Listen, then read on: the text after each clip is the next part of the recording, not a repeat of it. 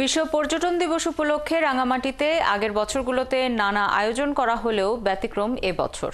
সহিংসতার ঘটনায় কয়েকদিন আগে পর্যটকদের নিরাপত্তায় বন্ধ করা হয়েছে এখানকার পর্যটন কেন্দ্র সাজেক।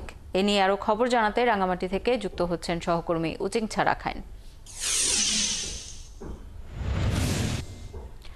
উচিংছা, বিশ্ব পর্যটন দিবস উপলক্ষেও আজ পর্যটন কেন্দ্রগুলো বন্ধ আছে রাঙামাটিতে এবং কোনো আয়োজনও এবছর করা হচ্ছে না। এ নিয়ে পর্যটন সংশ্লিষ্টরা কি বলছেন এবং পর্যটন কেন্দ্র বন্ধ থাকায় কতটা ক্ষতির মুখে পড়েছেন তারা? যে ঘটনা ঘটেছিল রাঙামাটি এবং খাগড়াছড়িতে, সেটাকে মাথায় রেখে কিন্তু জেলা প্রশাসন সাজেকে 3 দিনের বন্ধ ঘোষণা করেছিল যেন পর্যটক কোনো প্রকার আছে। কিন্তু ওখানকার যারা পর্যটক ব্যবসায়ী রয়েছেন এবং যারা সংশ্লিষ্ট রয়েছে পর্যটনের সাথে যারা জড়িত, তাদের সাথে আমরা কথা বলেছিলাম।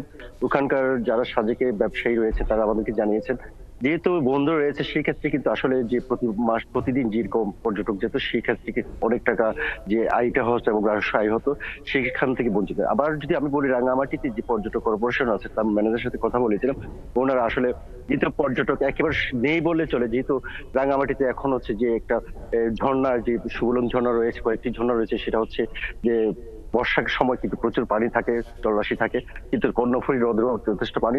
তারপর এখানকার যে পর্যটক না আসার কারণে, পর্যটক না থাকার কারণে একেবারে এখানকার যারা পর্যটক সাথে জড়িত, বিশেষ করে ট্রলার বোট সমিতি এবং অন্যান্য যে রয়েছে জড়িত, তাদের আসলে একেবারে লোকসানের মুখে সম্মুখীন হচ্ছে বলে আমাদেরকে জানিয়েছে। যেমন প্রতিদিন এখানে প্রতি মাসে কিন্তু যে পর্যটক আসতো রাঙামাটি শহরে, হোটেল মোটেল গুলো সব বুকিং থাকতো, কিন্তু একেবারে বললে খালি বললে চলে।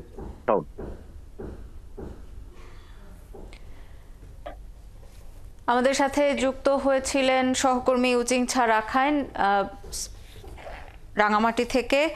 উচিংছা, পর্যটন দিবসের নানা আয়োজন এবছর যে থাকছে না রাঙামাটিতে, সেই বিষয়ে তিনি কথা বলছিলেন আমাদের সঙ্গে।